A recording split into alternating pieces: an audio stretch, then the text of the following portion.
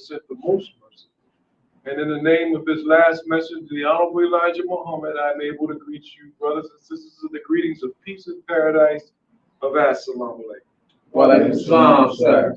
As customary, brother minister first, I appreciate him asking me to have a few words to open up with you. So I'll be brief and kind of give you the opening of what we have. But at first, let's all join in prayer. And we put our feet at a 45-degree angle and our hands as if we're receiving the blessings from the Lord.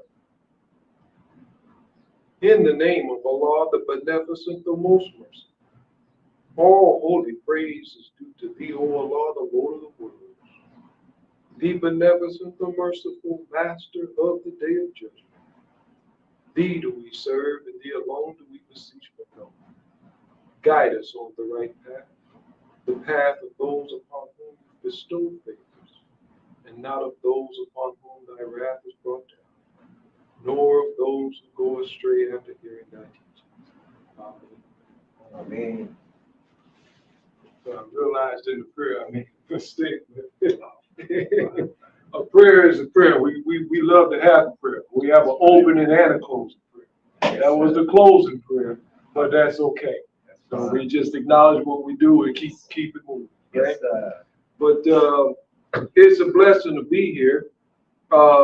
Before we bring up Brother Minister Daniel, I wanted to get us warmed up with a concept that we got to keep getting familiar with, and this concept came from our dear beloved leader and teacher, the Honorable Elijah Muhammad.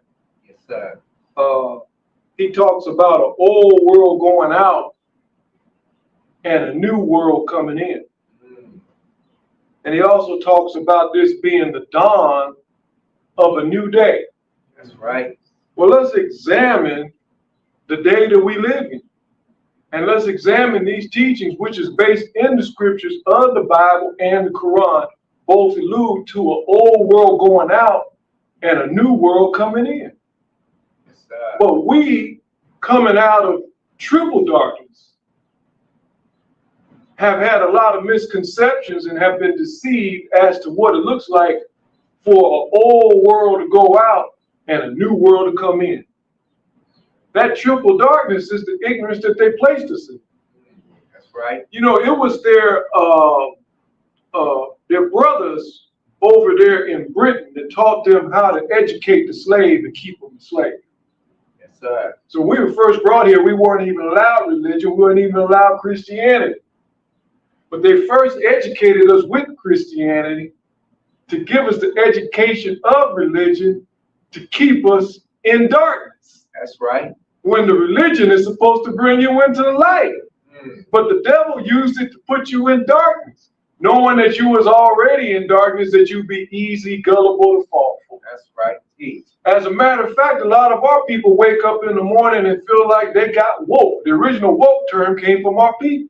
Yes, sir. Somebody took it from what it used to be for what we had in the early 2010, 2012. They was talking about being woke again.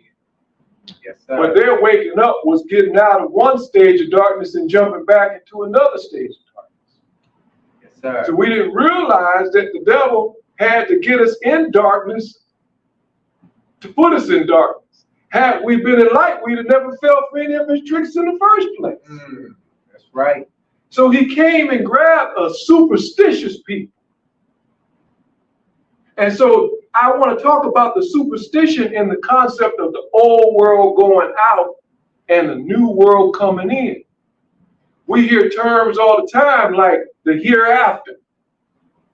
Well, when we talk about the hereafter, our people seem to think about a thereafter. But it was never called a thereafter. It was called a hereafter. And so this is about the subject of the old world going out and the new world coming in. The new world coming in isn't a thereafter. It's a hereafter. As the Honorable Elijah Muhammad teaches us, hereafter the removal of the present rulers of the wicked world. Come on, that's right. Yes, sir.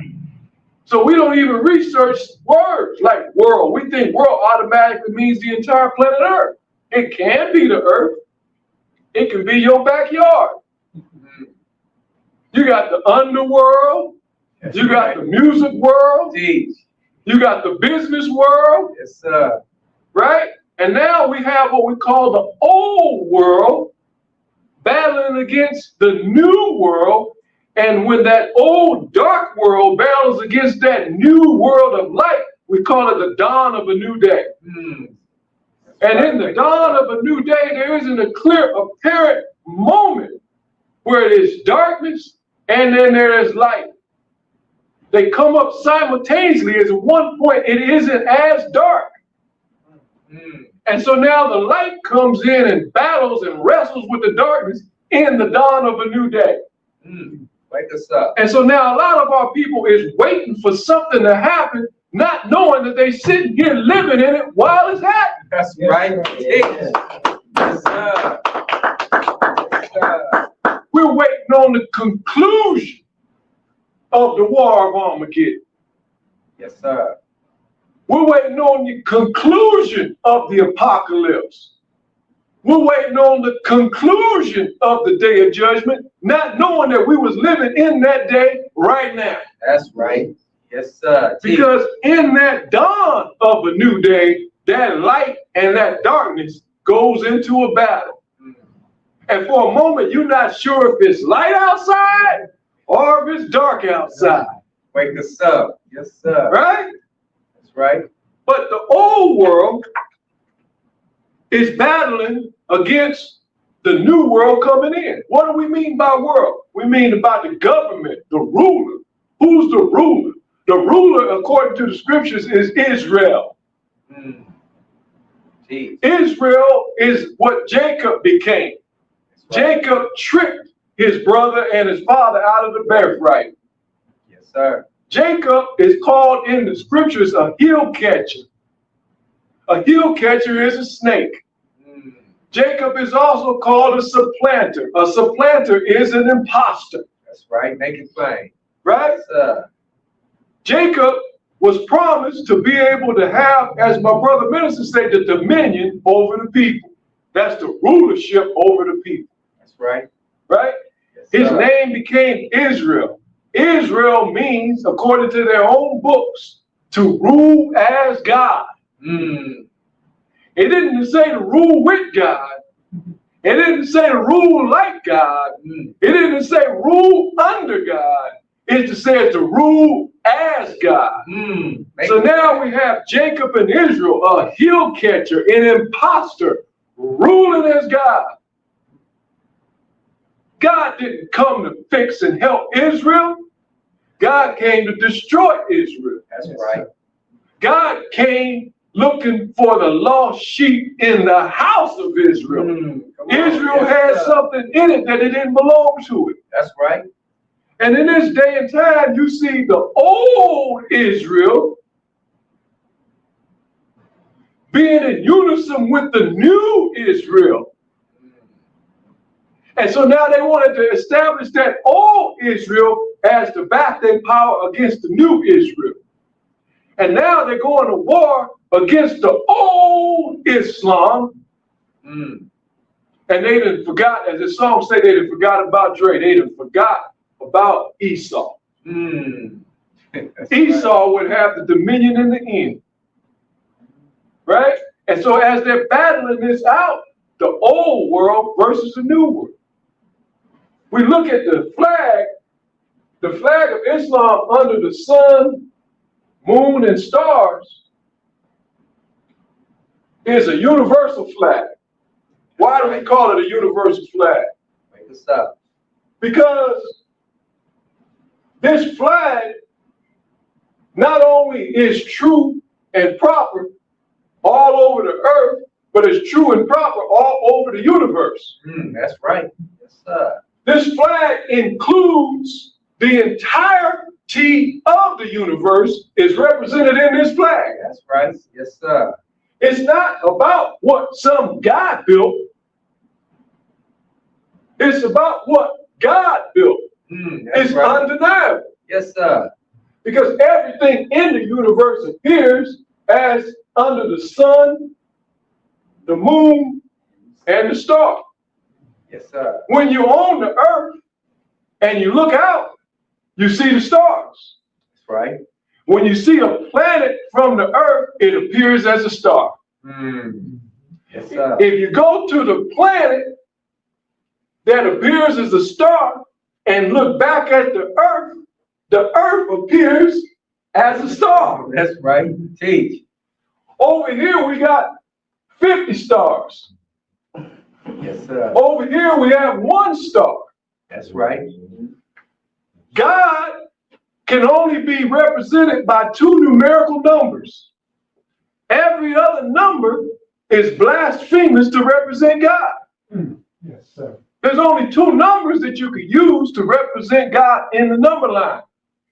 That number is 1 and infinity.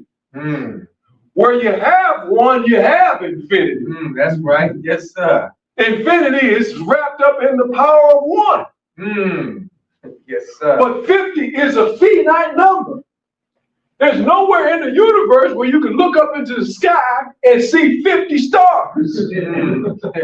That's right. Yes, sir. I don't care where you are, what mountain you are, what cave you crawl under. You're never going to look out there and see 50 stars. That's right. You're going to see an infinite amount of stars. Yes, sir. All of the stars of the universe is represented by that 1 star. That's right. Yes, sir. See? And so this is the teachings and the science that we have to understand. Yes, sir. And the messenger gives to us in our lessons, can a devil fool a Muslim? Good question. And the answer is not nowadays. That's right. Well, he's been fooling a lot of people who call themselves Muslims. Listen. And they just now slightly starting to catch on. Yes, sir. They could have had the power all along to defeat the devil, but they didn't know who the devil was. That's right. The devil had but 1 super power to deceive the nations. He's not stronger. He don't have more muscles. He don't have more brains. That's right. What he has is the ability to be invisible. He's the invisible man.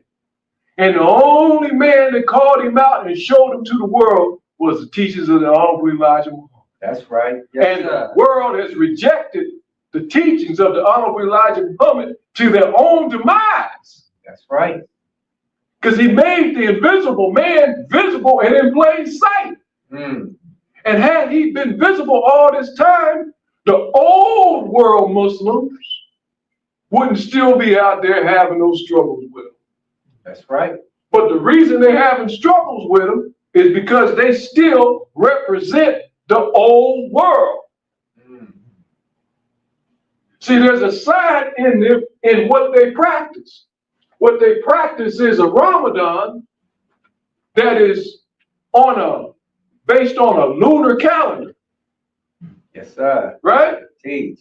But the Quran and the Honorable Elijah Muhammad teaches us that a year has always been 365 days. Right. Yes, sir. So if the Quran and the messages teaches us that a year is 365 days, where do you get less than 365 days from to tell me that I should participate in your Ramadan? Well, I'm going to tell you where they got it from. The messenger in the How to Eat to Live asked the question about Ramadan, saying he doesn't understand and he can't give them an idea of why they should practice in the month that they subscribe. And he ascribed to us the month of December. Yes, sir. Which, by the way, their Ramadan fell on the last month anyway. That's right. So even by their own standards, we're correct. Right? By their own standards, we're correct. But this is about a misunderstanding from the old world. Because the old world people are full of superstition. I'm going to show you what the sign means that they're listening to and what they're following. They're following the lunar calendar because they represent what we call in history, they called it the Dark Ages. And in the Dark Ages, you rely on the light of what? The moon. Now, the moonlight is true enough. It's not that the moonlight ain't the truth. It's just that the moonlight is a reflection of the sunlight. That's right. It ain't the real thing. Yes, the sir. real light and the source of the light hasn't come yet. Mm. So since you were given your understanding under the moonlight, by the moonlight, you're continuing to show where your understanding lies. Mm. And you have not yet come into the light of the sun. That's right. Right? Yes, sir. And so this moonlight that was given to them, they don't understand that the 23 years that the Quran was revealed, they were fasting for the revelation of the Quran. Well, the Quran was revealed over 23 years. After the 23 years and the Quran was revealed, it null and voided the necessity of the fast. That's right. Teach. Yes, sir. Right? But we under the sunlight, and we're fasting for the removal of the devil's world in the dawn of a new day. Yes, the sir. 12th month represents the end of the year. We're talking about, we want him to come to a conclusion. Mm. Come on. Right? We want a new day. Yes, sir. We want a new government. Yes, sir. We're looking to build a new nation, That's right. not an old nation. We want to build something new out of the old. Yes, sir. Right?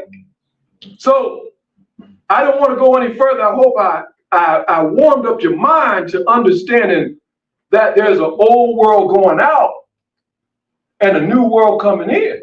Yes, sir. And as the messenger teaches us in our Savior has arrived, he makes all things new. That's in the scriptures as well. That's right. Yes, sir. So he had to even give us a new Islam. But the messenger teaches us that Islam constantly renews itself. Right? That's right. Some things as a principle, they last forever. But we, as Muslims, we must be quick moving, fast thinking right down to modern times. That's right. Yes, sir. So a lot of the old world Muslims are stuck in old world ways and old world practices that serve the old world and no longer serve the new world, let alone the future world that we're getting ready to enter into. That's right. And until they come into the light of truth, of not just saying Satan and the devil, but knowing exactly who Satan and who the devil is, and the origin of the devil. Yes, sir. The light of truth, so that the devil can no longer be the invisible man. Teach. Teach. They're looking out for the jinn and don't realize the correlation between the jinn, genesis, and the genetic man. The word genesis, and genetics are all the same root word. And they're under the false pretense that because they are light-skinned, that they're somehow brothers with this man. Wake us up. They are practicing colorism as taught to them by their European counterparts. That's right. Teach. We in the Nation of Islam, we not prejudiced. And we not into no colorism. That's right. We say the white man only because that's what our people used to hear. He ain't the white man. Messages say he named himself that to get out of his real name. His real name is the devil. That's right. Yes, sir. Teach. We're not talking bad about him. I've had them corner me up and listen to me. I didn't want to teach them. They forced me to. Every one of them bear witness. It was easy to get them to bear witness to who they are. Yes, sir. But it's difficult to get our people to bear witness. Our people is asleep, but they not. Listen. Out of the four that has hemmed me up and demanded me give them an explanation, when they heard the explanation, they submitted and bore witness.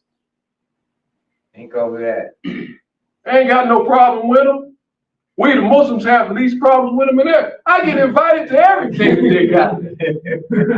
I had 3 of them wanted me to run for office. I said, no, I can't take you up. That's not going to be in my wheelhouse and my background. I'm not apologizing for nothing that I say. But they had the means too. So that's true that that level of friendship, the friendship in all walks of life, that type of friendship, on that level, it's universal when you come into the principles of Islam. But we can't pull no punches when it comes to calling him who he is, because the whole world is suffering because they're in some stage of darkness. That's right. Yes, sir. They're either in the darkness of night, relying on moonlight, or they're in the darkness of a cave, relying on no light at all. Right. Right? Yes, sir. But when we come into the sunlight, we're ready and prepared for the battle in the dawn of a new day. Yes, sir.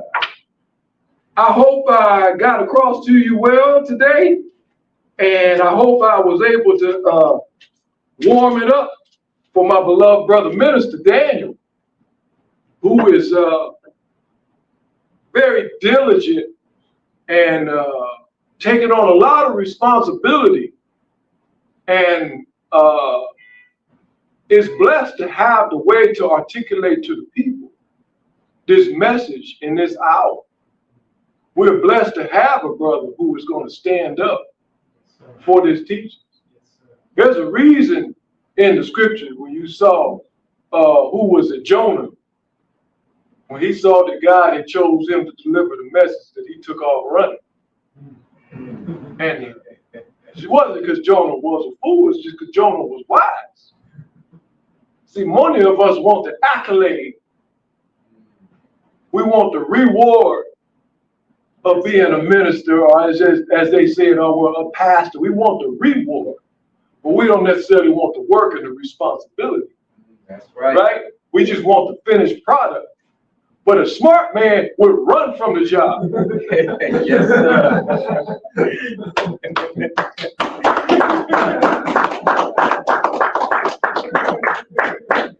Give it to somebody else, you say. Why are you picking me? I'm on the beach having a good time, minding my business. And I heard about them so-and-sos over there in Nineveh. they don't take kindly to instructions. So we got to be able to appreciate a brother who's willing to take a stand in this hour, because our people is a piece of work. Yes, sir. You think that our mission and our problem comes from the end, from the other guy. You think our problem comes from the other guy? No, our number one problem comes from our own people. Am I right? That's right. Right. He number two problem. He's right. We number one problem. That's right. We love that dark hole and that dark pit. We don't want to see no light. You turn a light on, first thing you say, man, why you ruining my high? Yes, sir. Right? So we're lucky to have a brother that's so good and so benevolent to come and speak to us and labor and deliver a message that I know is inspiring to me. So without further ado, I'd like to bring up our brother minister Daniel Shabazz.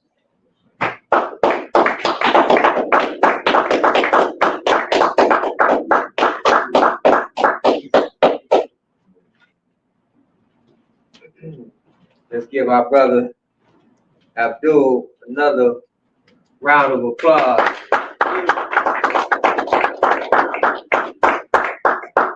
Beautiful opening.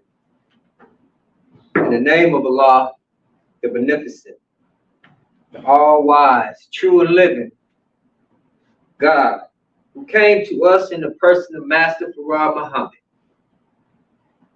We can never thank Almighty God Allah for his coming. And we can never thank him enough for raising in our midst a divine leader and teacher. And I speak none other than the Honorable Elijah Muhammad.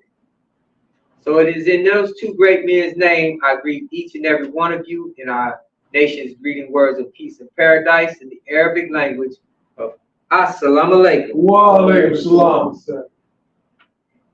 How's everybody feel today? Good. Yes, sir. Oh, praise be to Allah. Well, as always, it's always a blessing and an honor to be among you. And we're always thankful to have you here with us, because we know there's places that you can't be. And in a time where we see our people, and not only our people, but the world falling apart, there's no better place to be than in a place where the truth is being taught.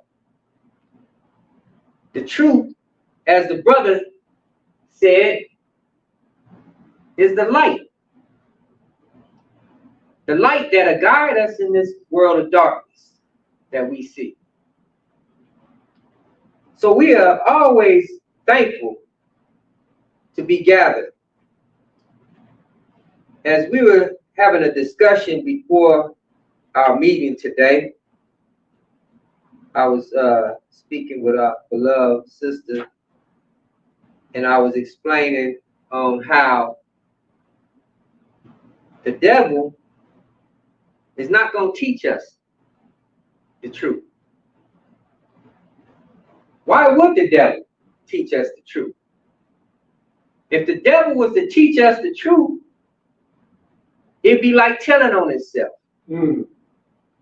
What criminal you know goes into the police department and tells them he just committed the crime?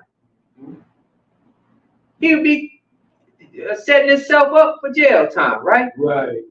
Well, this is the same thing with the devil.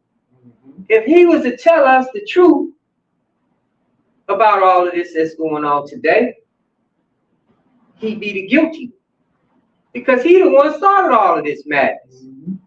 Everything we see going on today is a product of his imagination on a world that he brought on to us. Yes, sir.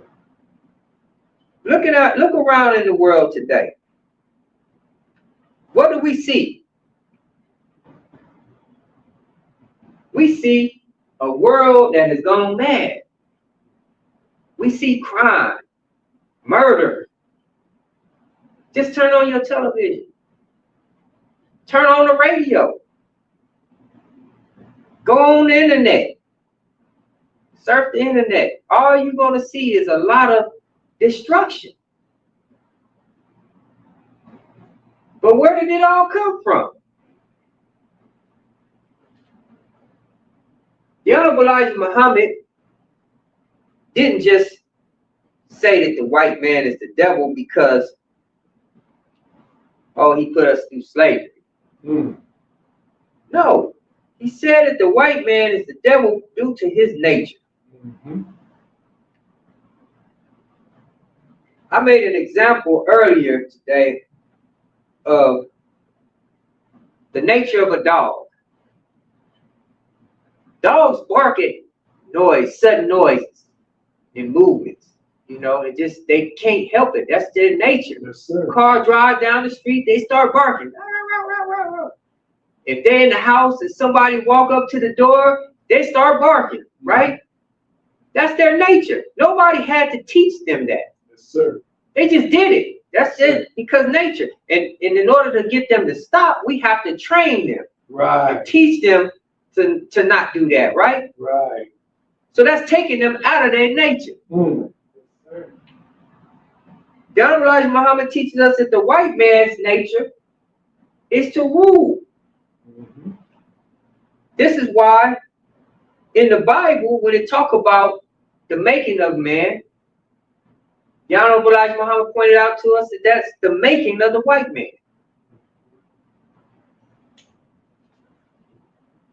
And I'm just going over this briefly before I get into my subject.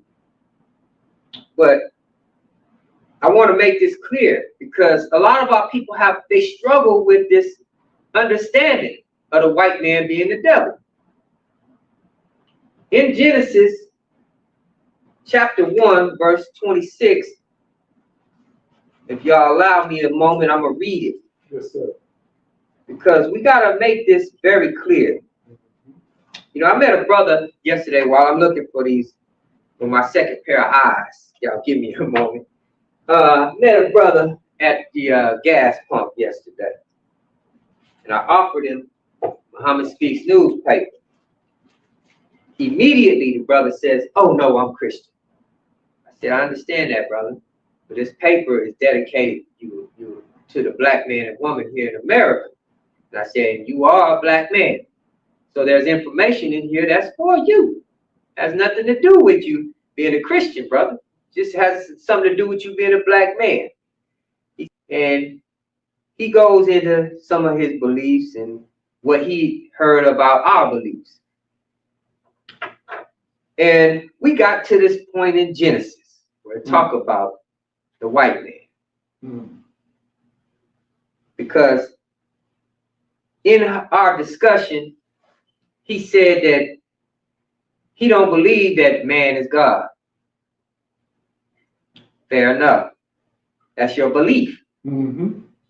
And I explained to the brother, well, belief doesn't mean, just because you believe something doesn't mean it's true. Right. That's just your belief. I said, let's talk about truth. Let's go into the Bible. Because the Bible teaches us that God is man, and man is God. But before I get there, let me read this. Because this is going to help us get a little understanding of our will. Now, chapter 1, if you have your Bibles, those of you viewing us online, go to chapter 1, verse 26, where God is speaking. He said, it says, then God said, let us make man. Let's stop right there. Because it's very important we understand something.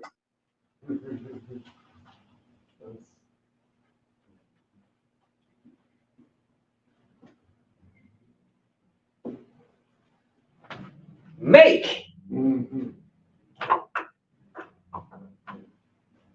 Now, from our understanding under the Christian religion, we're taught that Genesis chapter 1 is referring to the creation. Is that right? Because it starts off as like this. In the beginning. The beginning. What does the beginning mean? In the beginning. Right? This means the very start. In the beginning, God created the heavens and the earth. Now let's stop right there, because it's another word we gotta pay attention to.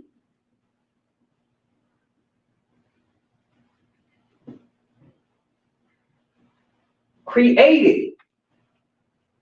In the beginning, God created heaven and earth.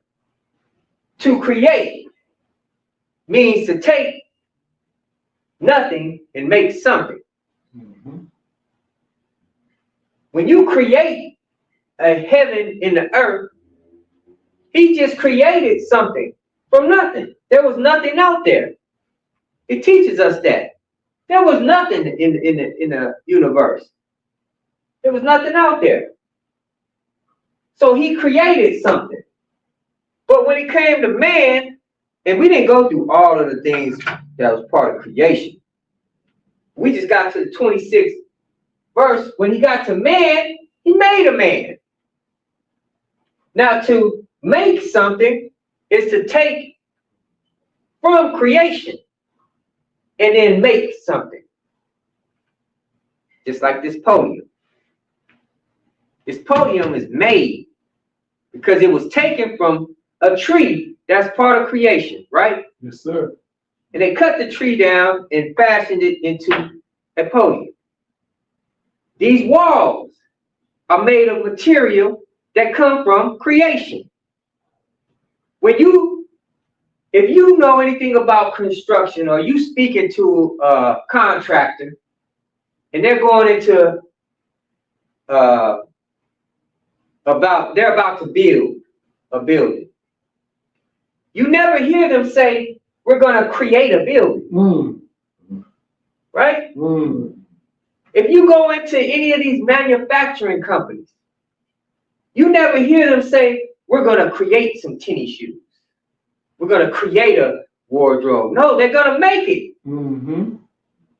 Because creation is already here. It's already created. They're just using the material from creation to make something, to fashion it into something that they desire to build, right? And I want this to be understood, because this is explaining what the Honorable Elijah Muhammad was teaching us on the making of a man. Now, many of us believed that Genesis was referring to, or Adam was the first man on the planet. Now, this conversation I had with a young brother yesterday, and I explained to him on Genesis, this was the making of the white man. And that Adam was the first white. Adam represents the whole entire white race. It wasn't talking about, Adam was not representing everybody on the planet Earth. But this is what we're taught under Christianity, and this is what we believe as Christians, right? That Adam was the first man on the planet. But the Bible don't teach that. I asked the Christians, where did we find that at? Because it never tells us that Adam was the first man on the planet. It don't say that in here. And to follow up on that, it teaches us that Adam and Eve, which is two people, they had two sons, right? Cain and Abel.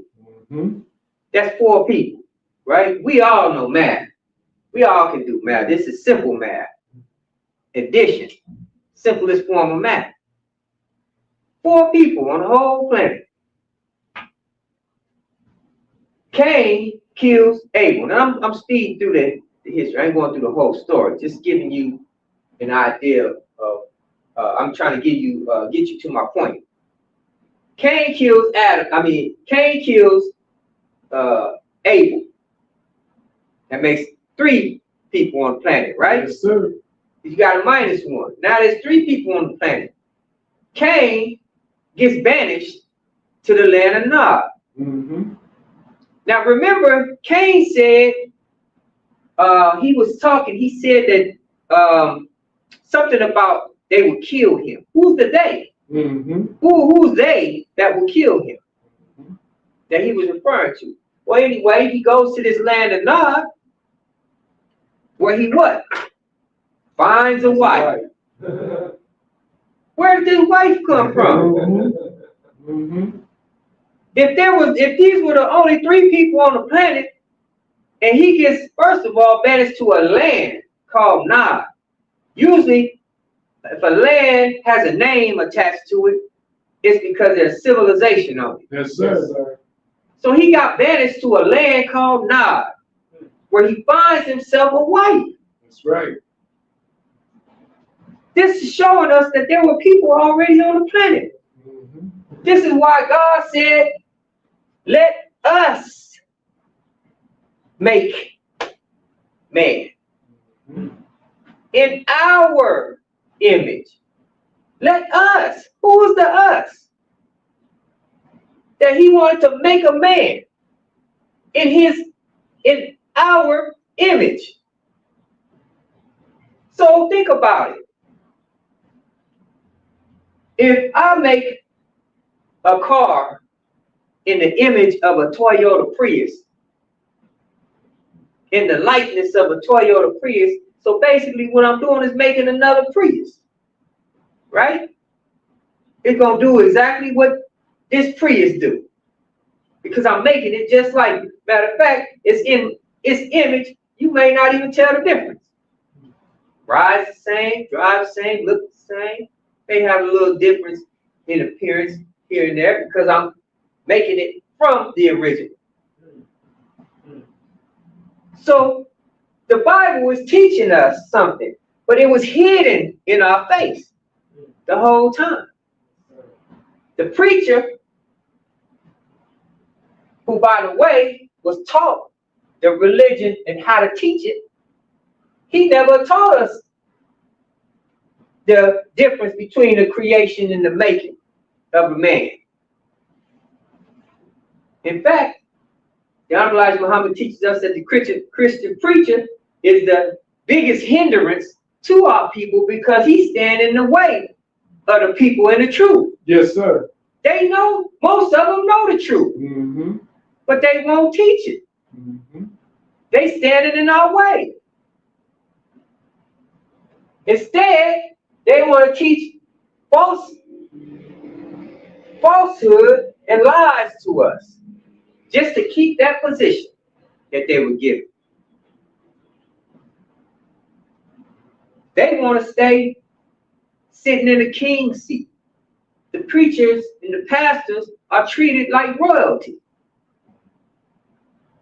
They want that respect that they get by being called pastor, deacon, bishop. They don't care nothing about giving the people the truth. Mm-hmm. So let's go forward. I mean, we're going to go backwards. Make and create. Now, the Honorable Elijah Muhammad teaches us that Adam represents the entire white race. Mm-hmm. When the Bible was referring to Adam, it wasn't talking about one person. Mm-hmm. Talking about a nation of people. Mm-hmm. We got to ask ourselves, where did all of these people come from? We got all of these different, everybody wants to say, well, we all came from the same place. True enough, but we're not the same people. We're all different. We look different. We walk different. Some of us talk different. We're different. White people and black people are actually the two opposites. And I'm not just talking about physical appearance. Mm-hmm. I'm talking about in nature. Yes, sir. We're total opposites.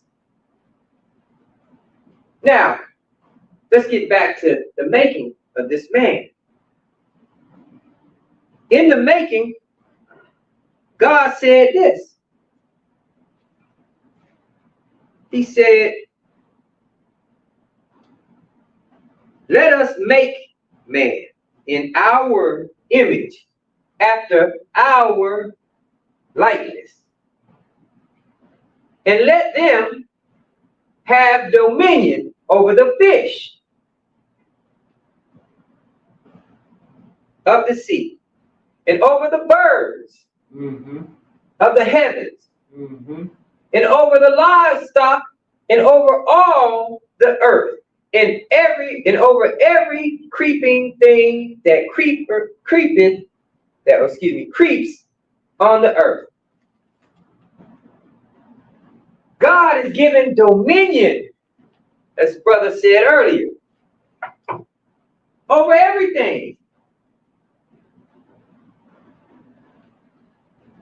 God is making him a God.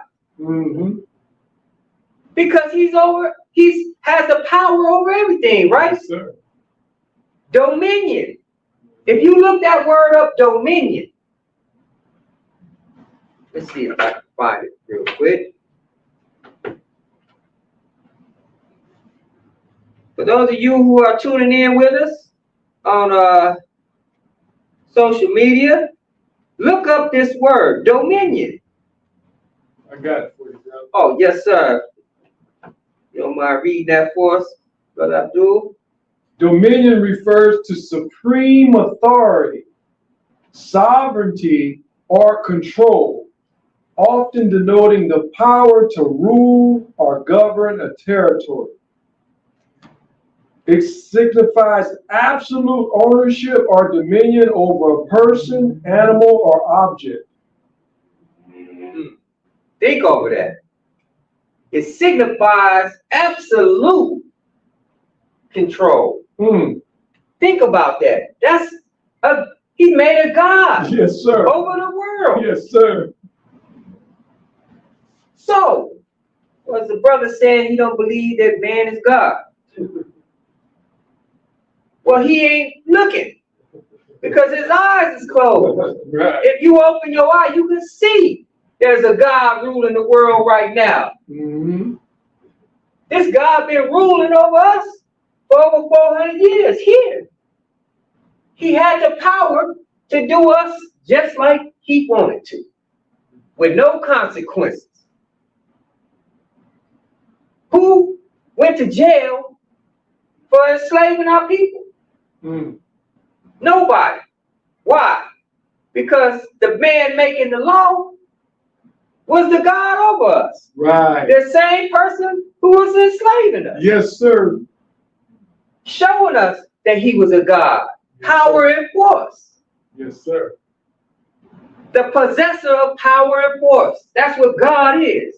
See, God is a title. God is not necessarily an individual. It can be if he fulfills that title. God is just a title. I remember growing up as a little boy, I thought God was a name. I thought that was just what you call the supreme being, God, because I thought that was his name. Until I learned that that's his title. Yes, sir. The devil is a God. He's the God of evil. Yes, sir. And unrighteousness. In which we see what was being made in the beginning. If you notice in the book, there was never no sin or nothing until after that man was made. Yes, sir. They talk about a snake, though. This is how crafty the devil is. He hid it in symbolic language, as the Honorable Elijah Muhammad teaches us. This is why he called the Bible the poison book. Because he took the truth, he didn't take it all the way out of here, he just hid it in symbolic language by adding falsehood into it, covering it up a little bit so you couldn't see it. You know, it's like he just sprinkled something over it so when you walked in, it's there, but you don't see it. So he put a snake in the Bible. Said a snake whispered into Eve's ear. Right? What do you call a person when I was in the streets and there was a person that I couldn't trust? Someone who was sneaky, conniving. We would call him a snake. He's a snake, don't trust him. Right? Yes, sir. Well, this is the same thing in the Bible. It was describing the type of person by using a snake because that was the characteristics of that person who whispered in Eve's ear. The Bible can be very misleading. If you just read this and believe everything word for word, it can mislead you. Because this is what, and in fact, this is what happened to us under Christianity. We've been misled and we had a misinterpretation of the Bible. So it caused us to be confused. We believe Revelations teach us about a dragon. Right. With 10 heads. Right? A dragon. You look up the word dragon, it'll tell you that that's a mythical creature. Mythical means that it's not even real. They made it up. There has never been a dragon on this earth, ever. That's a mythical creature. We don't believe in myths, do we? No, sir. All right. So, why did they put it in the Bible like that? It was to hide the truth from the black man. It also is to describe certain characteristics. The Bible also mentions a beast coming out of the earth. A beast in Revelations. And that beast, as the Honorable Elijah Muhammad teaches us, is none other than the white man. He said he is the beast that the Bible was referring to. Why? Because he has a beast-like nature. And he has beast-like characteristics. Yes, sir. Any man that can savagely murder and kill an innocent person gotta be a beast. That's a beast do in the wild. Yes, sir. You know, being attacked by a wild animal. Yes. They viciously destroy they prey. Right. viciously, you know, no mercy, just you know, no warning either, just attack it. Yes, sir. This is Yes, how sir. we've been done under Yes, sir. this white man here in America. Yes, sir. He viciously attacked us. Mm-hmm. This is why the Bible describes him as a beast. How can you do a man like this? Mm. Do you know this is how wicked these people are or have been to us? Under slavery, they used to take a man, tie him up, put hot tar on him, and throw feathers on him, line his family up on the porch. The mother, and she's pregnant, and the children, to watch this. They tie his feet. As he's tied up with hot tar all over him, feathers, they tie him up to the back of a horse, And they slap the horse on the back side, and the horse take off running, dragging this man. And they'll drag him till his flesh fall off of his body. And he's alive. Just imagine that. What kind of man? Who would even think of something like that? Yeah. You gotta be, that's right, the devil. You gotta be just wicked to even have that thought to do that to somebody. Yes, sir. In front of his family. His children, little children have to watch that. His wife, who's pregnant, watching that. And they did that to instill fear into us. Them children grew up fearing the white man. Because the natural order of a household is the man, the woman, and the child, right? The man is supposed to be the provider and the protector. The children look up to the father, right? Because in a child's eyes, your father is the strongest person you know, right?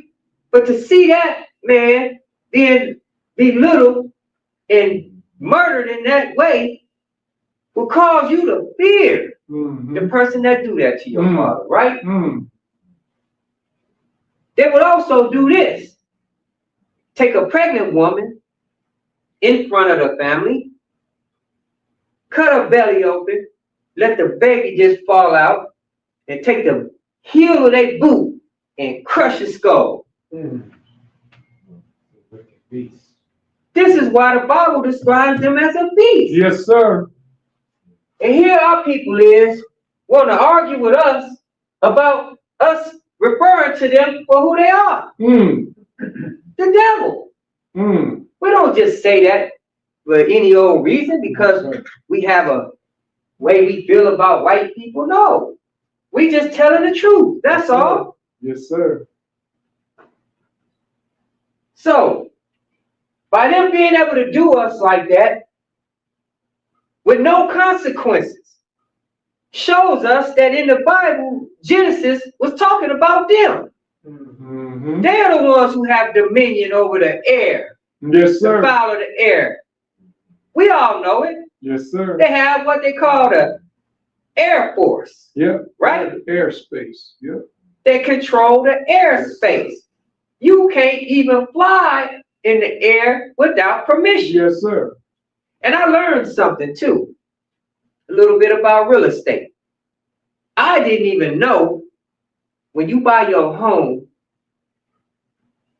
the air over your home is owned by somebody else. Yes, sir. You don't own that. No, you have to get permission. This is why they tell you, oh, you can build a fence, but it has to be a certain amount high. Why can't I build a wall tall as I want it? Right. They give you regulations because you can't go that far. They the ones telling you how high to make your fence. Yes, sir.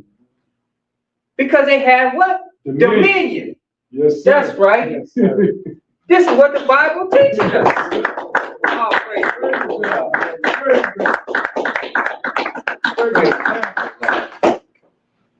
They have dominion over the sea. Yes, sir. They got the Navy.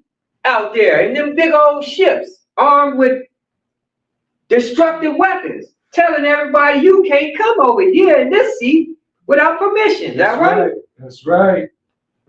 And on the land, Yes, sir. they got the army, the Marines.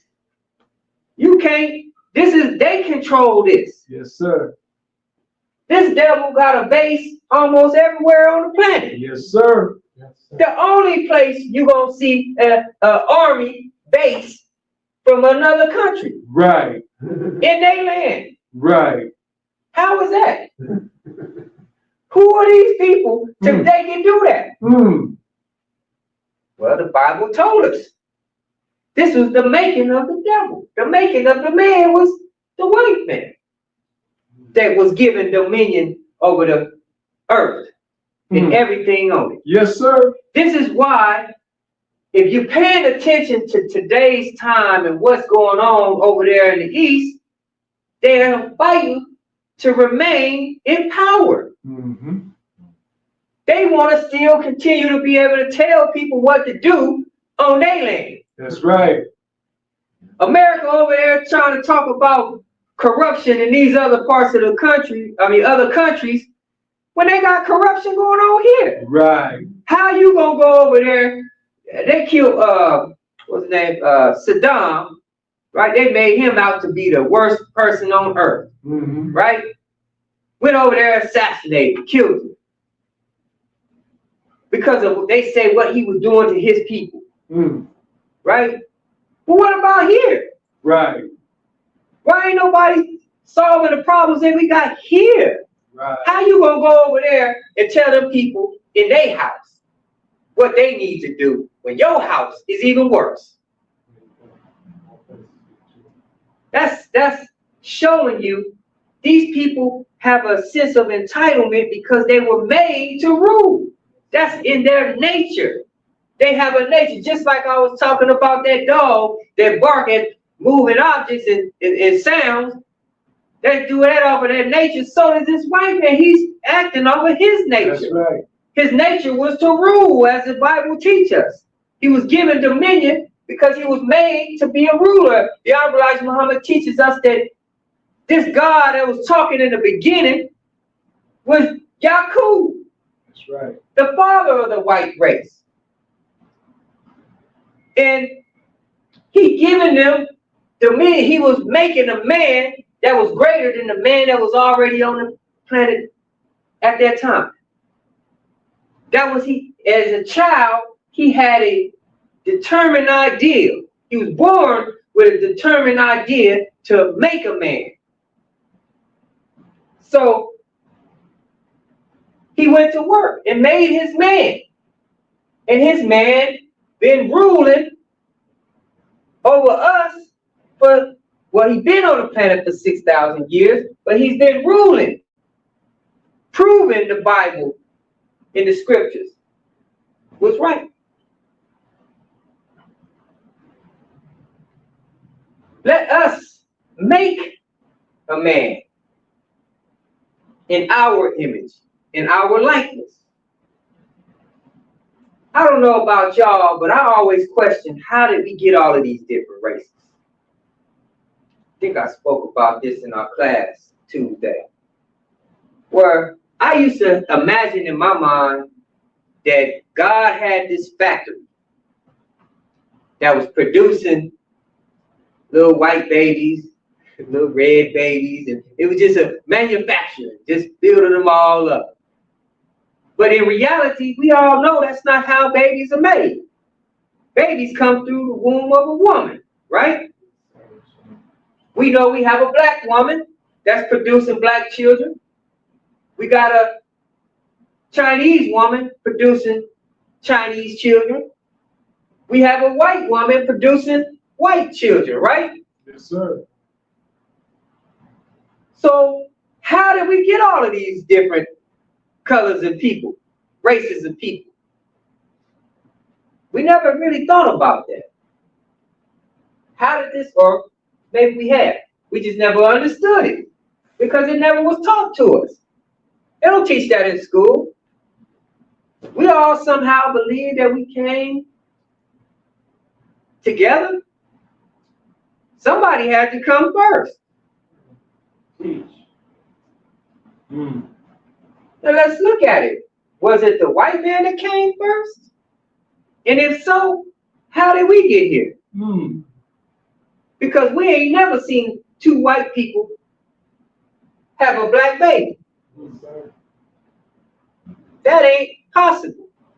Now today, white man has been tampering with genes, and he's been tampering with DNA, and he's been tampering with all type of things. He may be able to take a baby and inseminate it into the woman. He's wise enough to do something like that because he's been experimenting with everything and everybody. I remember back in the 90s, I had a best friend and I was staying with him and his girlfriend. They were both of them. I think it was either him or her. Don't quote me on this. But one of them couldn't have children, so they were thinking about going to this doctor to try to get, some type of, because they wanted a child together. And I remember him coming back home with this brochure, and he showed me. He's like, "Man, check this out." I looked at it. And on the brochure, it's like they were pretty much telling you we could make you any kind of baby you want. They showed a picture of the eye color. You can choose the eye color of your child, the hair color. I said, "What in the world?" I was wild on that. Yeah. But that just goes to show you this devil been tampering and playing with everything. But what do we expect him to do? He got dominion over everything. He gonna try everything. He gonna tamper with everything because in his mind, he owned everything. That's why he getting in rocket ships right now, going all out into space. He want to go out there and control something. Right. Right. Allah say that he got a flaming sword awaiting him up there, though. They're not going to be able to get out there and do what they want to do here, like they've been doing here, out there. Allah ain't going to allow them to do that. He gave them dominion here. But he allowed them to peek into his creation. Right. The Honorable Elijah Muhammad teaches us that before Allah destroy a people, he gives them a peek into the heavens. Yes, sir. Right? And then so they can see his power. They may think they are so mighty, but when they see his power, it makes them feel small. Right. So he allowed them to peek into creation. Then he showed them that he's the master of all this. He created all of this, and he can destroy you no matter how mighty you think you are. Let us make a man in our image, in our likeness. They've been ruling us for over 400 years now. And the Bible teaches us about a day where God would come back for us. In fact, God made a promise to Abraham. And he said, "Abraham, know of a surety that thy seed will be a stranger in a land that is not theirs. Yes, sir. They will be tormented and afflicted for over 400 years. Right. And he said that I will come back and deliver them and destroy those who afflicted them." Right? God promised Abraham that he will come back and deliver us. Yes, sir. And he's going to destroy those who are afflicting us. Right? That was God's promise to us. Yes, sir. So here we are today, 2026. Over 400 years up from our from slavery. God has sent us a messenger to warn us and to wake us up, to prepare us to get out of here, to go to a land of our own. Because in that promise to Abraham, he said he was going to give us a land of our own. He said flowing with milk and honey. Promised land. Where we were given a promise that we would be given land of our own. Who in the world fits that description besides us? Who else been a slave for over 400 years to a people, taking it from their own land and forced to be a slave under another people under their land? Nobody but us. The Jews try to claim that spot, but the Jews, if you go ask the Jews who they was enslaved by, they'll say, you weren't enslaved by nobody. That's right. Right? And their history prove it. They've never been enslaved. That's right. They say that Holocaust is how they try to prove who they are. The Holocaust didn't last 400 years. No, sir. They weren't in slavery. They were in camps. But they weren't enslaved. They weren't taken like we were taken to a land that wasn't our own, mistreated for 400 years. We lost everything. They were giving everything back. Yes, sir. I asked them, well, if y'all fit the description of the Jews in the Bible, who's your Moses? Who brought them to the land? Because they own the land now, but who brought them there? Right. See, the Bible teaches us that before the great and dreadful day of the Lord, I will send you Elijah. And that's in Malachi chapter 4, verse 4. Before the great and dreadful day of the Lord, I will send you Elijah. Everybody waiting on Jesus, though. Why? Elijah's to come. In fact, the Jews, they know this.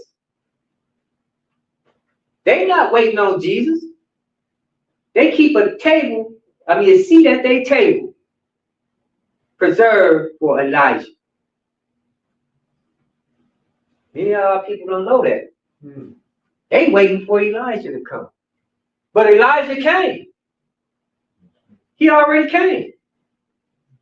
This scripture is talking about the Honorable Elijah Muhammad. Yes, sir. Who came to turn the hearts of the fathers back to the children, and the hearts of the children back to the fathers, right? Well, what does that mean? Our fathers. He turned us back to where we came from. Turn us back to our original self, who we are. And he also turned the hearts of our people back towards us. Yes, sir.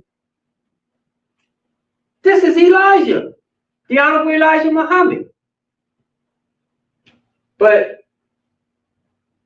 the Christians will have us waiting on Jesus, who died 2,000 years ago.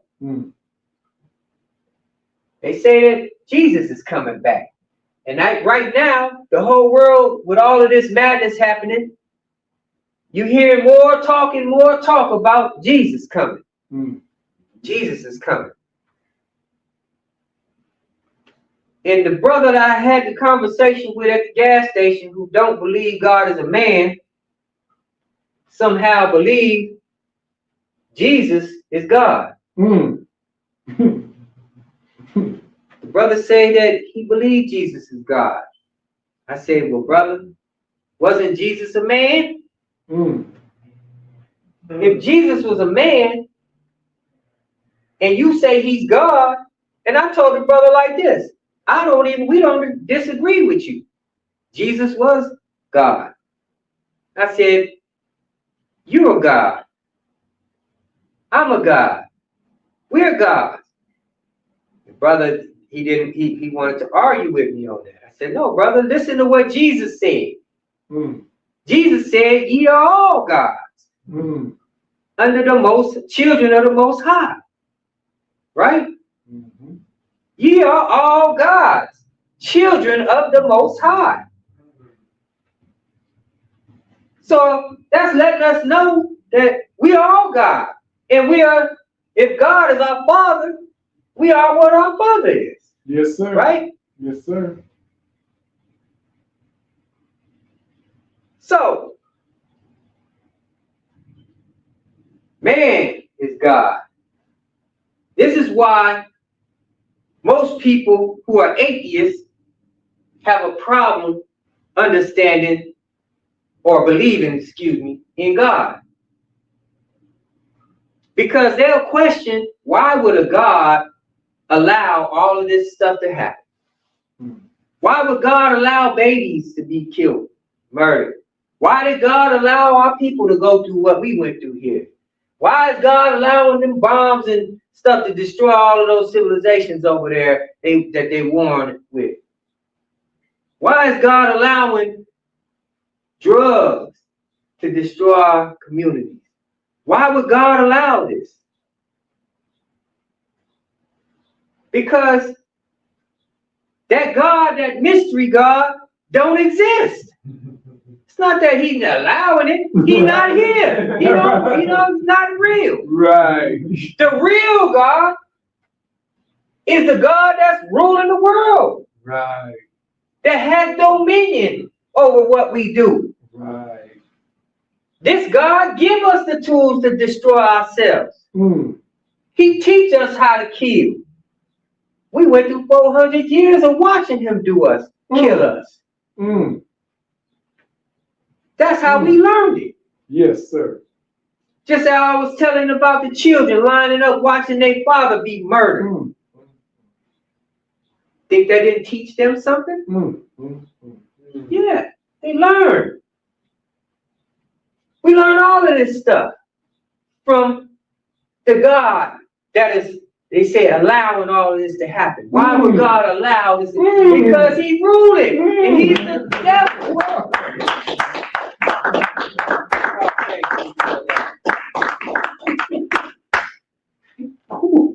So we have to have God come and destroy this world.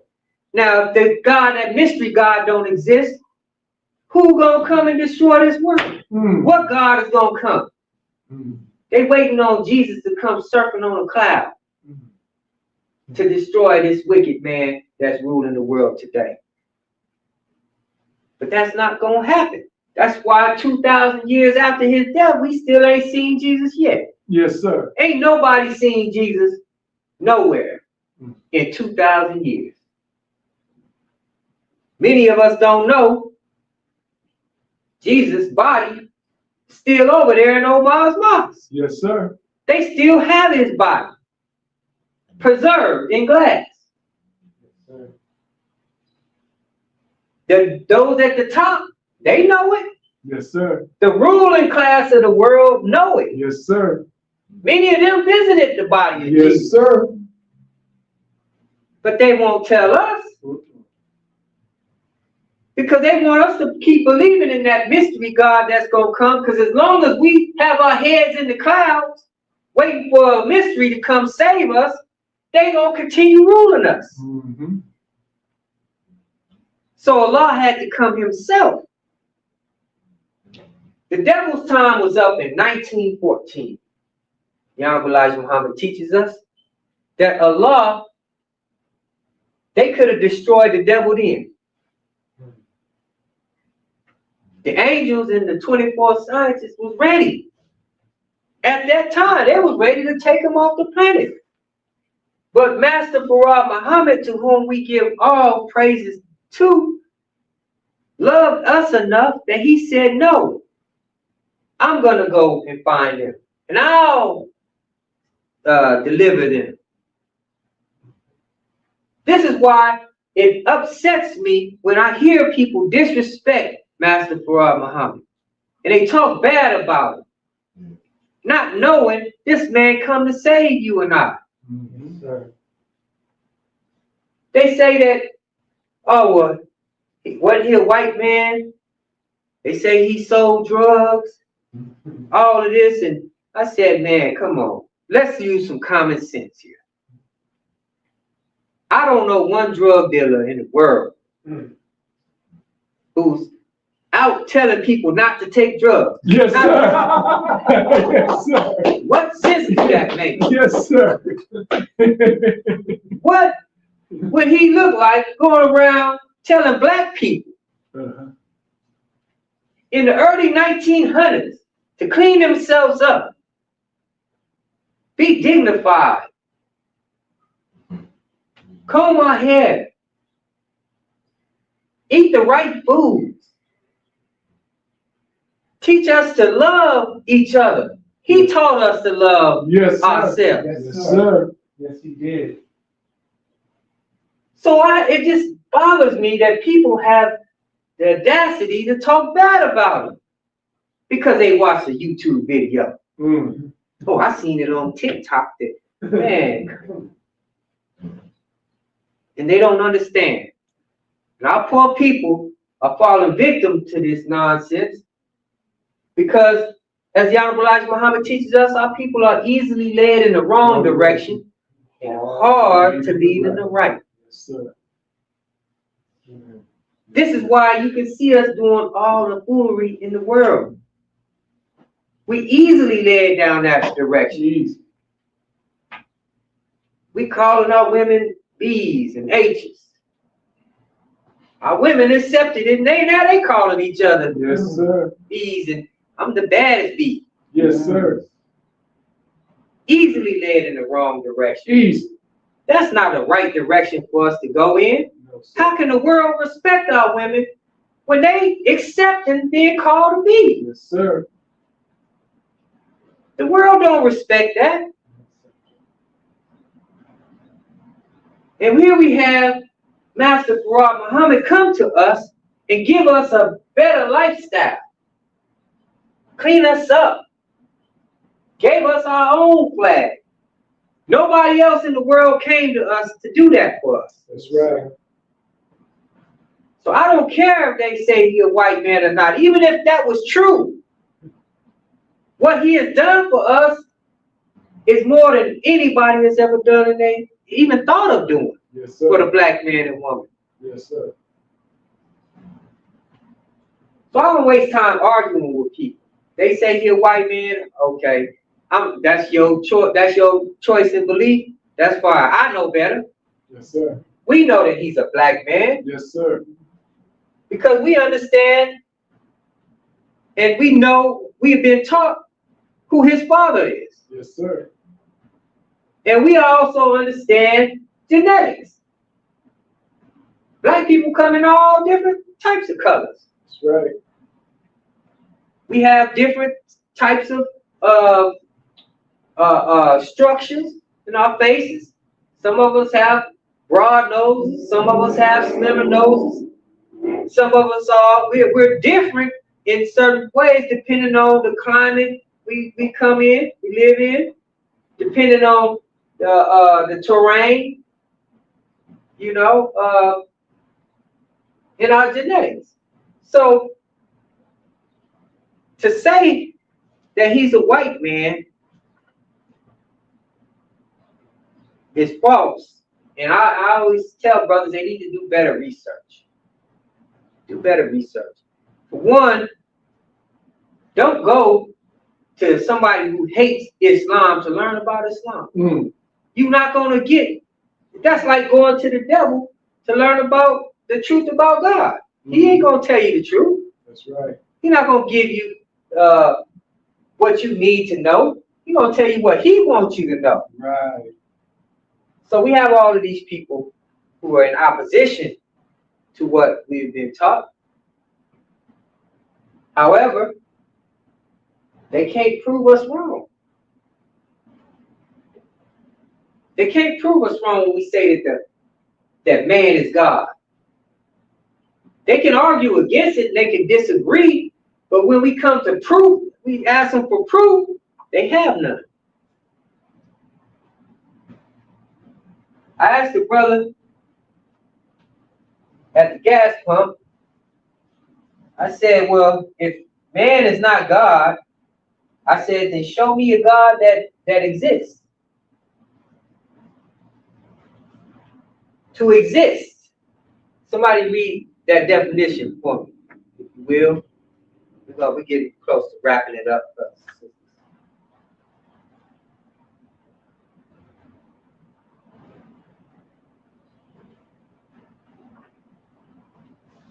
Exist means to have actual real being, material or spiritual, to live or to be present. Stop right there. To live or to be present. To have actual, read it one more time, brother. To have actual real being, material or spiritual. Stop right there. To have actual. That word actual is telling us something. That's right. Read on actual. Real being. Real being. To live or to be present. Now, let's stop there. When I asked that brother, show me a God that exists, that means he had to show me some proof, some actual real being.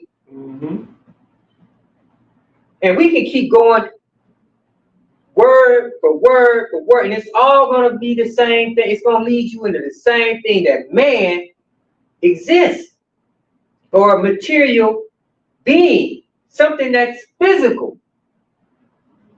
You see? To exist is to live. Where is this God that we've been praying to under Christianity? Where is the proof? And why did we accept that belief? The Honorable Elijah Muhammad teaches us that Christianity is a slave-making religion. Yes, sir. Under slavery, it was easy for a slave to believe this religion. Right. If I'm the slave master and you my slave, and every Sunday you see me going to church, you're not allowed to go yet. You see me going to this church and I'm praying to God, and I have everything. All the things you want, I got it. In your mind, you'll believe, wow, his God must be real. Because he got everything he wanted. Everything he prayed for, he get it. You'll think that I have a personal connection with God somehow. I got everything. So when I allow you to finally accept my religion, you're going to be happy to have it, because now you feel like, okay, I can get closer to God too, and I can get some of the things I've been always wanting. Right? Mentally, this is psychology. They've been using psychology on us since they brought us here. And it's been working. Matter of fact, it's worked 100% on us. This is why we never rebelled. We haven't had a real rebellion. I mean, there have been some in the past that have tried, but they made a good example out of those, just like they do today. Martin Luther King was an example. They made an example out of him. And this is no disrespect to the late Dr. Martin Luther King, Jr. But we got to tell the truth. Dr. Martin Luther King, Jr. was a preacher of theirs. He got his DD from them. That's right. They taught him Christianity. They gave him the title Reverend. Right. God didn't give it to him. Right. He got it from the devil. What did they say? school of thought. So he worked for them. And when he met with the Honorable Elijah Muhammad, an awakening happened in the man. Minister Basir Muhammad, who taught me Islam, he told me he was there at the house when Martin Luther King was sitting at the table, crying. He said that Martin Luther King believed what the messenger was teaching. He believed that white man was the devil, but he was in fear. He feared the white man. He said that it was out of fear is what stopped him. If Martin Luther King wouldn't have had that fear in him, Allah would have spared him. Allah would have spared his life. Even the messenger said that. But they made an example out of him, because as soon as he started talking about changing, direction, you notice that's when they killed him. Yes, sir. The messenger said that during that meeting they had, the devil was outside listening to the whole conversation with their mechanical devices, wire taps. They had his home tap. He was under 24-hour surveillance, speaking about the Honorable Elijah Muhammad.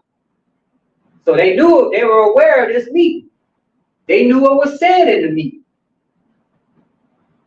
And shortly after, that's when the assassination took place. Now, back to this God. Where does he exist?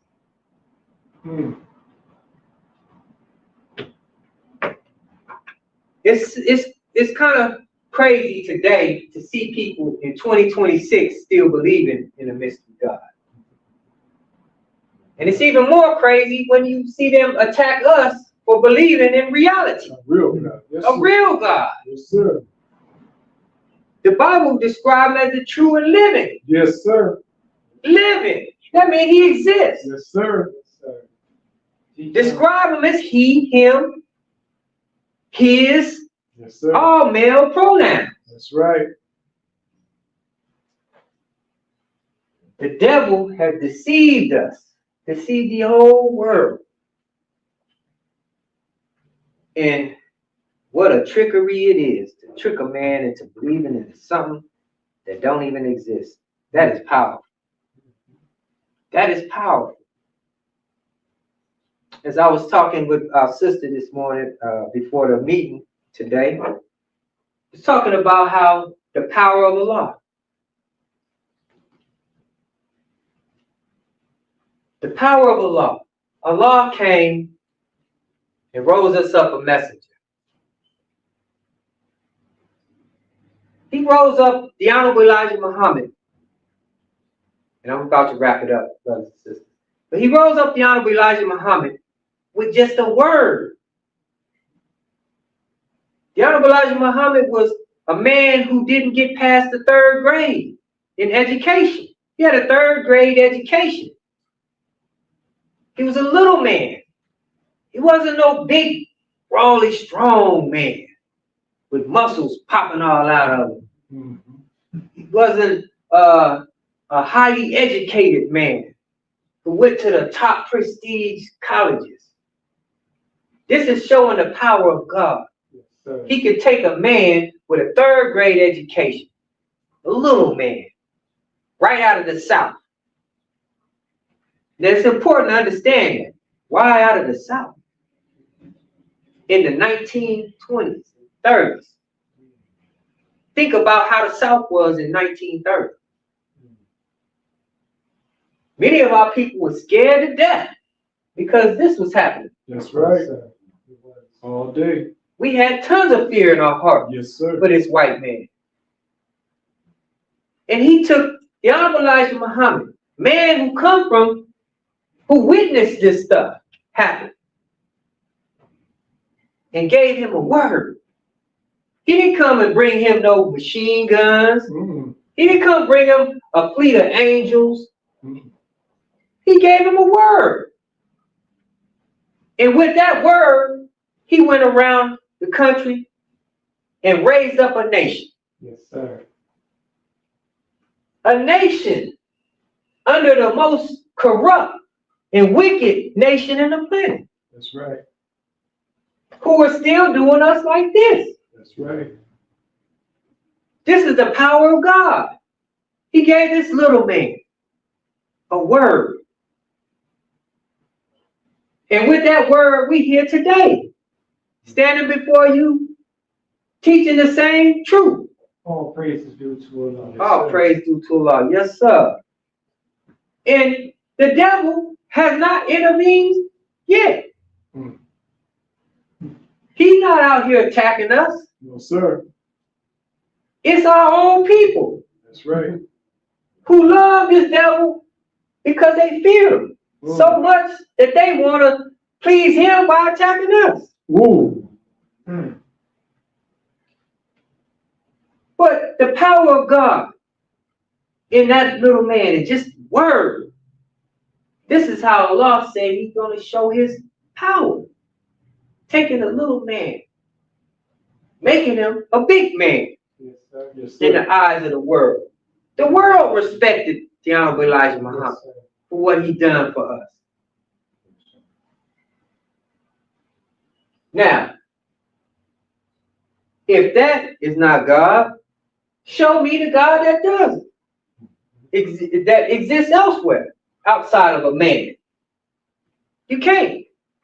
Anytime people think about God, they think of a man, Yes, right? Sir. Yes, sir. You can't imagine God without imagining a man in your mind. And if we are, as the Bible say, if man was made out the image and likeness of God, then God had to be a man as well. That's right. He had to be. Now, we're coming to our conclusion. Because we're at a day in time where there's a war we're all in the middle of. The Honorable Elijah Muhammad teaches us that this war will affect every living person on the planet. And here we are in the middle. What does this mean for you and I? What are we to do? As one brother asked on the Sunday, what are we supposed to do? Well, brothers and sisters, the best thing for us to do is to make our choice. You got two choices here. Allah came to offer us. Not going to force us. He's offering it to us. Yes, sir. For us to choose. I say to anybody out there, the time is now. Make your choice. Don't wait till it's too late. Don't wait till the doors is closed to the ark to try to get in. It's going to be too late.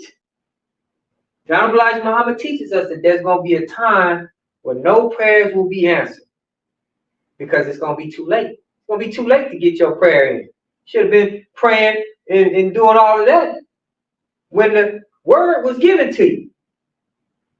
The Honorable Elijah Muhammad said you should accept the truth when you hear it. Don't wait. It's going to be just like the people of Noah. They waited, partying, out there living it up till they seen the rain coming. Went over there and the doors was closed. They knocking on the door. Hey, Noah, let us in. No, it's too late. Just like the people of Sodom and Gomorrah. This is where we at today. Those stories are telling us about today's time. So I say to my brothers and sisters, make your choice. Don't wait. You know, we see all of these things happening and taking place around the world, and it's not no coincidence. All of this stuff is happening for a reason. We're in a time of destruction, a time of judgment. And it'd be wise for us to seek refuge.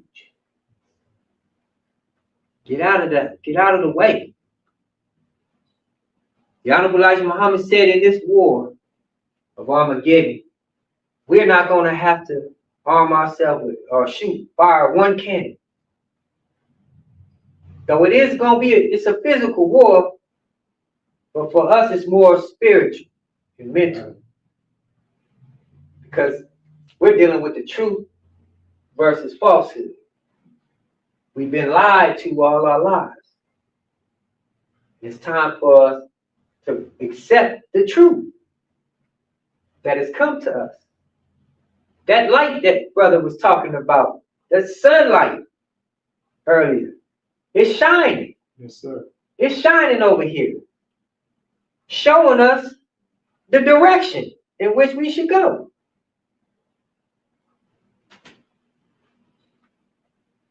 So, in this war, our safety or salvation is through accepting our own. Yes, sir. Because this is going to be destroyed. Rightfully so. Rightfully so. For all that they've done. They're going to, Allah say he pays, he'll pay you what you earn. Whether good or bad. You're going to get what you earn. And they earn, what did they earn? Nobody has judged them. Nobody been to prison for slavery.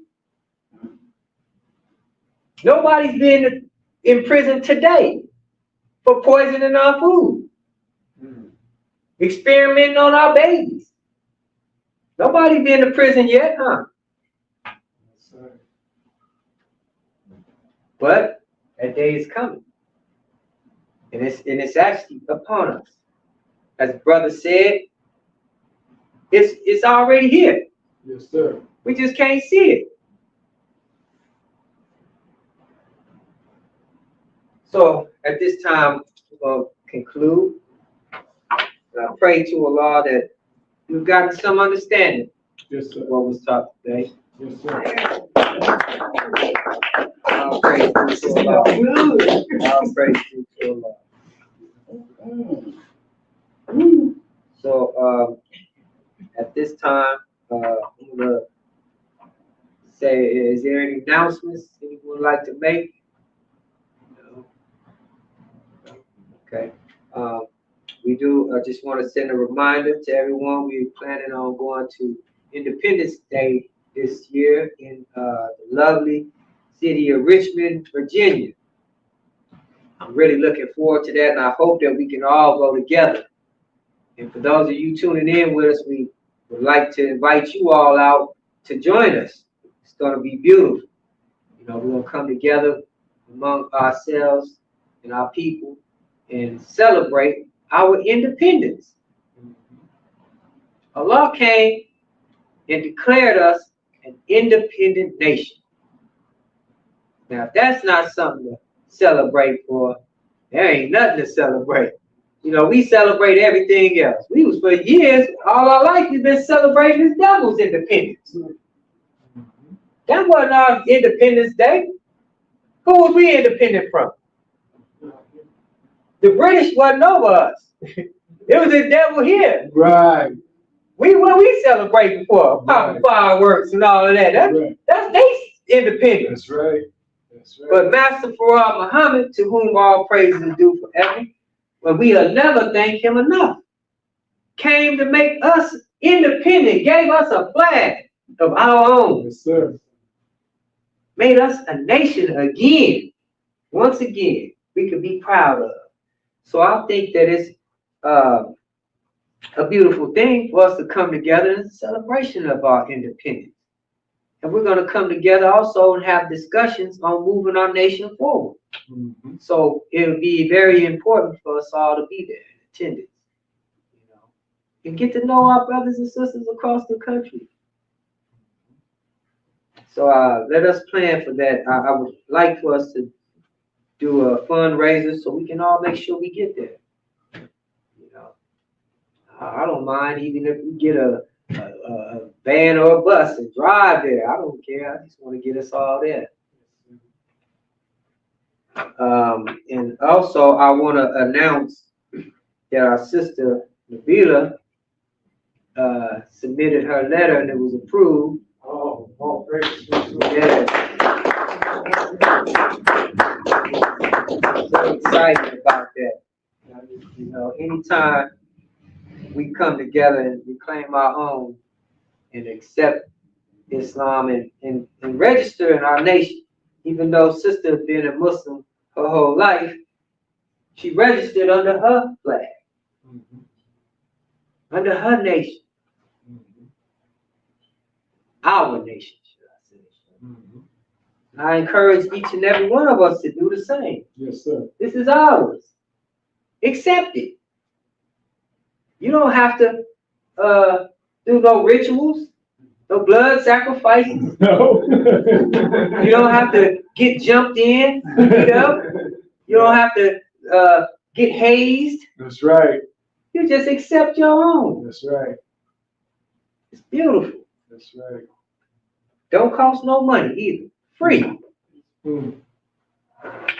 So with that being said, brothers and sisters, we do have, before we go, Brother Michael, would you pass the plate around? We have to take up a donation.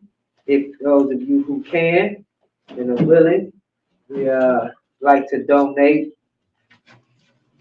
because it takes money for us to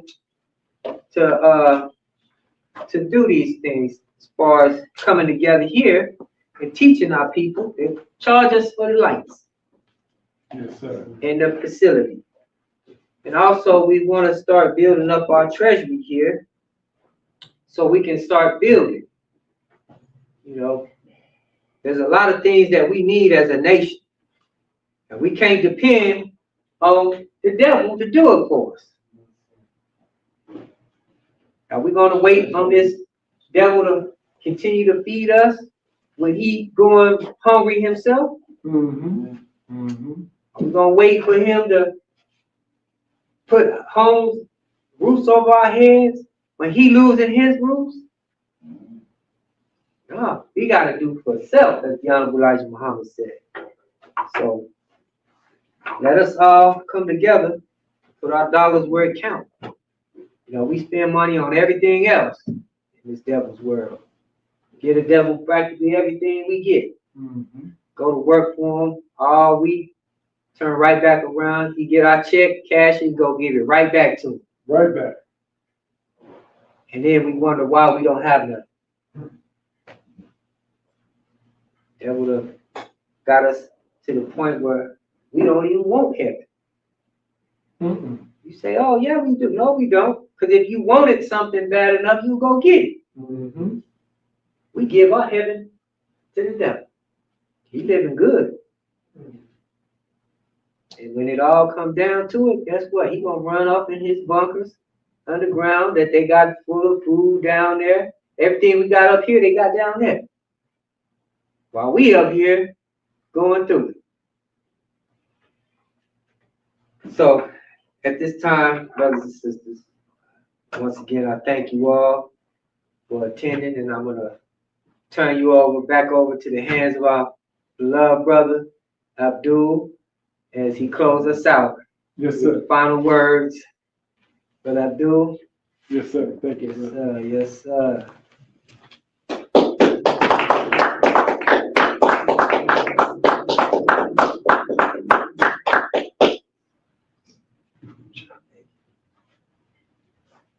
Well, brothers and sisters, we knew Brother Daniel going to deliver the word and the truth to us. I had something that I wanted to share in lieu of what the sister had just asked me. In addition to some of the teachings on what must be done with our people and why they not, where they need to be. And we have to have faith continuously in our people. Because as Muslims, one of our core beliefs is the belief in the resurrection. Yes, sir. And I always say that sometimes is the hardest thing to believe. Mm. But we don't believe in those spooky resurrections. That's right. We don't believe in all of the millions and trillions and zillions of people who died popping up and coming out the graveyard, coming out of this paper. And, we've been recycled. My shoes, there'd probably be 50 people claim my shoes. They'd be popping up out of everywhere. That's right. So we don't believe in those spooky stuff like that. The earth is like a big recycling plant. That's right. Right? We made out of the material of the earth. The earth is continuously being recycled. Yes, sir. So if all of the resurrection came about, these cars, the dirt and rocks and carpet would all be turning into people coming into judgment. It'd be crazy when you think about it. Right? That's right. So we don't believe in no dead, superstitious foolishness. Right? We went from the darkness through the moonlight and into the sunlight. Yes, sir. And so I wanted to give you this scripture. It's one of the favorite scriptures. I always ponder over the scripture. It's the scripture of the prodigal son.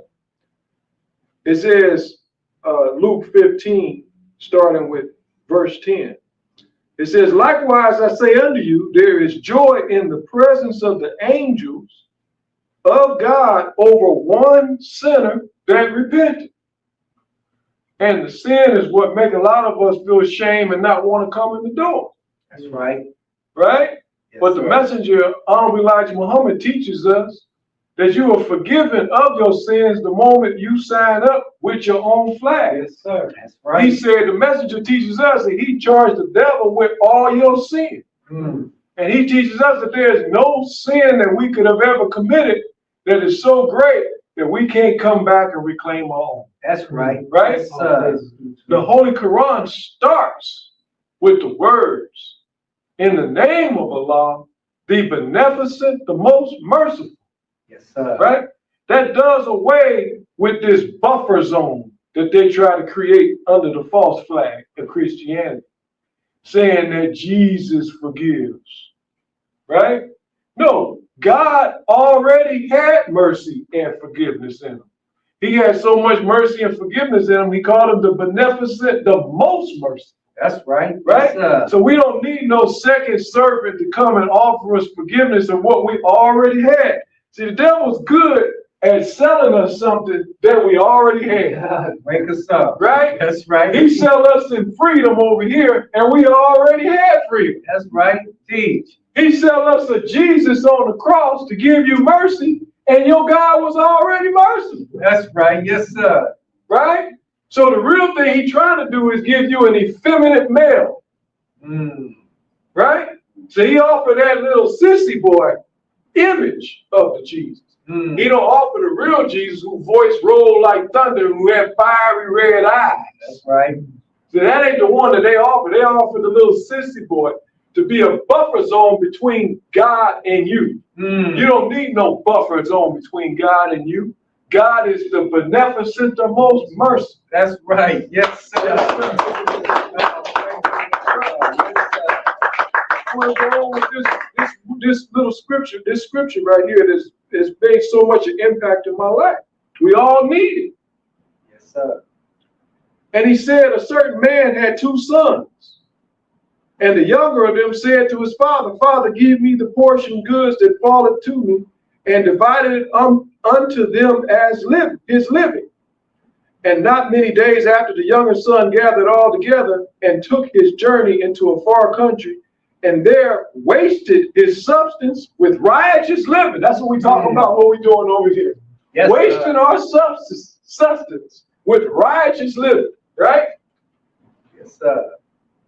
And not many days after, the younger son gathered all together and took his journey into the far country, and there wasted his substance with riotous living. And when he had spent all, there arose a mighty famine in the land, and he began to want. And he went and joined himself to the citizens of that country, and he set him into his fields to feed the swine. And he would fain have filled his belly with the husk that the swine did eat, and no man gave unto him. And when he came to himself, he had been lost from his own self. He had been lost out of his own mind. That's right. Come on. When he came to himself, he said, how many hired servants of my father's have bread enough and to spare, and I perish with hunger?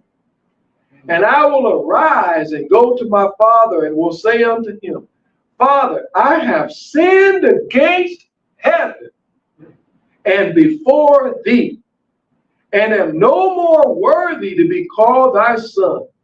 Make me as one of thy hired servants. And he arose and came to his father.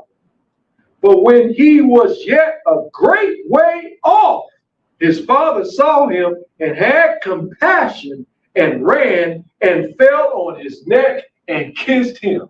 Yes, sir. Brothers and sisters, this is a story that Honorable Elijah Muhammad teaches us is about us. That's right. Right? Yes, sir. We over here living the righteous life and spending all that we had, and we hard-headed and stiff-necked about it. Right? Yes, sir. But when a famine arises in the land, you ask how the resurrection of the mentally and physically dead gonna happen. When that famine arrives, then they'll turn to their father's house. That's right. Yes, right? Sir. Who is their father? It's been here the whole time. They're going to turn back to their father's house when that famine arrives. Right. But a lot of brothers and sisters feel like they're not worthy and ready to go from here all the way to here. The story of the prodigal son is the father did not accept him as a servant, but actually made him the ruler of the house. That's right. Yes, sir. Right? But there's also in the story is that when he came over, he didn't have to come all the way over before his father greeted him.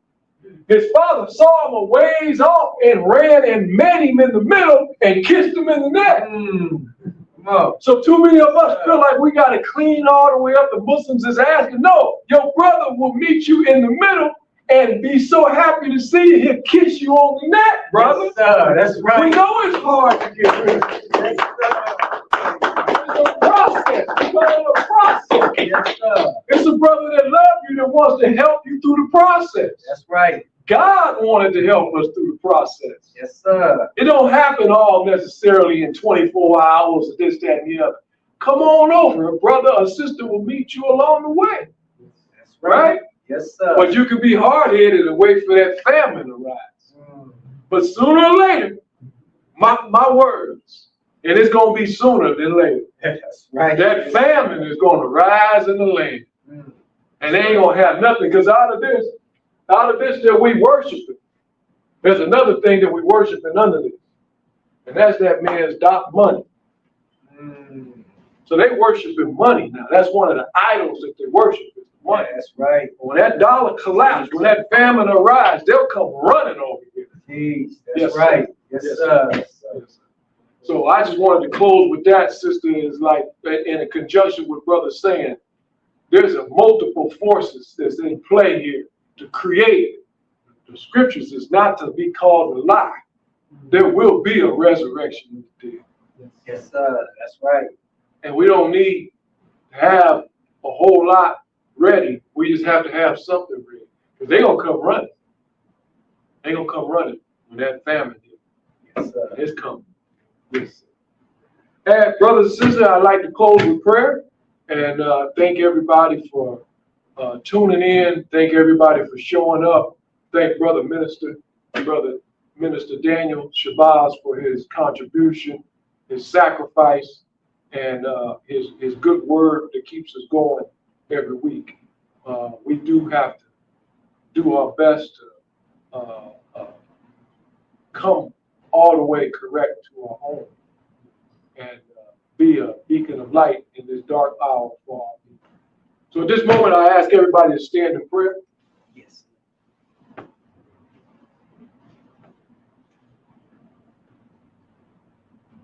In the name of Allah, the Beneficent, the Most Merciful. All holy praise is due to thee, O Allah, the Lord of the Lords. The Beneficent, the Most Merciful Master of the Day of Judgment. Thee do we serve, and thee do we beseech for help. Guide us on the right path, the path of those upon whom you bestowed favors, and not the path of those upon whom your wrath is brought down, nor of those who go astray after hearing thy teachings. Amen. Amen. Yes, sir. Right.